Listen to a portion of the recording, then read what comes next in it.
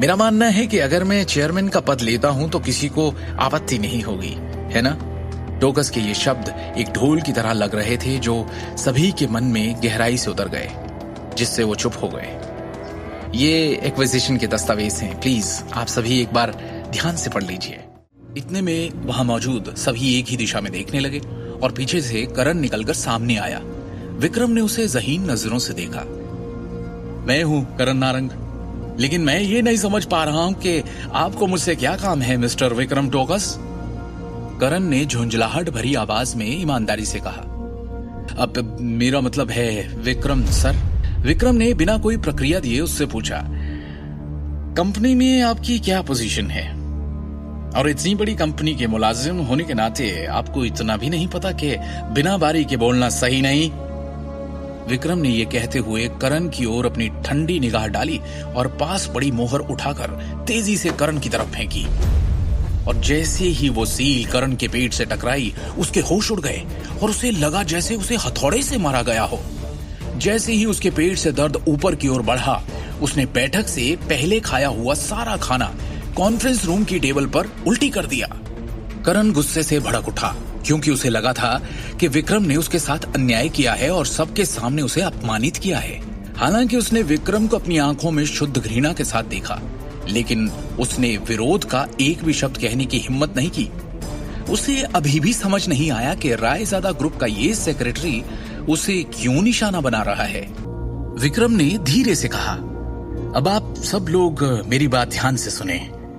मुझे पूरी उम्मीद है कि आप सब ने इस टेक ओवर के पेपर्स अच्छे से पढ़ लिए होंगे। हमारे रायजादा परिवार ने नारंग के आभूषण समूह से बड़ी संख्या में शेयर और संपत्तियां क्यों खरीदी, इसका कारण यह है कि हमने नारंग के आभूषण निगम की क्षमता को समझा और उसमें इंटरेस्ट दिखाया है, क्योंकि इसके पास महान विकास मूल्य है।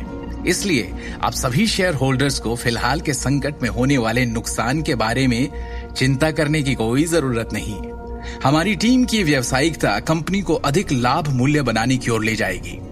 सभी शेयरधारकों को केवल उस प्रणाली का सख्ती से पालन करने की आवश्यकता है जिसे मैंने संशोधित किया है और इसे पूरा किया है। भविष्य में हमारा व्यवसाय निश्चित रूप से अधिक ऊंचाई तक बढ़ेगा, पहले से कहीं ज्यादा। उपस्थित 20 से अधिक शेयर होल्डर्स ने सहमति में अपना सिर हिलाया। उनमें से हर एक के दिल में अपनी अपनी योजनाएं थी। उन सभी ने रायजादा ग्रुप के टेक ओवर पेपर्स और स्कीम को ध्यान से पढ़ा था। ऐसा लग रहा था कि दिल्ली के रायजादा समूह का नारंग के आभूषण समूह को एक बार में खत्म करने का कोई इरादा नहीं था। उनके जैसे छोटे शेयर होल्डर्स पर सभी योजनाओं और अनुबंधों का कोई प्रभाव नहीं पड़ेगा। इस प्रकार वो अभी भी पहले की तरह प्रॉफिट में शेयर्स का आनंद ले सकते हैं। इसके अलावा इस योजना ने उन्हें परोक्ष रूप से रायजादा ग्रुप का हिस्सा भी बना दिया, जो अपने आप में बहुत बड़ी बात थी।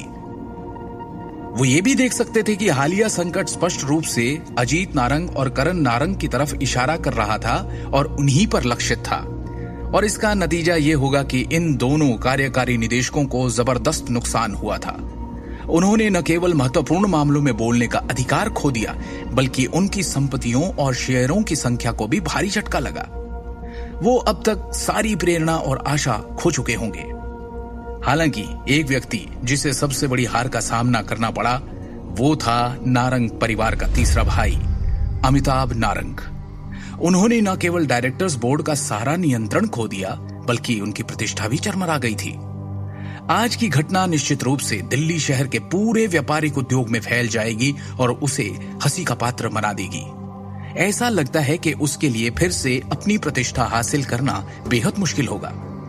हालांकि अजीत नारंग और अमिताभ नारंग ने शुरू में बदसूरत भाव प्रकट किए, मजबूरी में सिर्फ एक मुस्कान दी और विक्रम की सराहना की और उसे बधाई देने के अलावा वो दोनों और कर भी क्या सकते थे।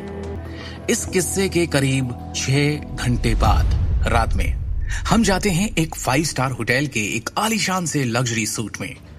उस कमरे का दरवाजा खुला और उसमें से विक्रम टोकस अंदर आया।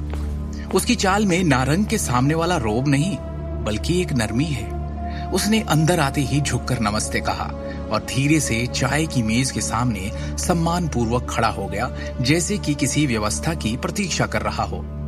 उसके सामने सोफे पर कोई बैठा है, जिसने हाँ में सिर हिलाया और विक्रम ने अपना लैपटॉप खोलकर उस इंसान के सामने रख दिया। लैपटॉप रखते हुए उसने कहा, काम हो गया।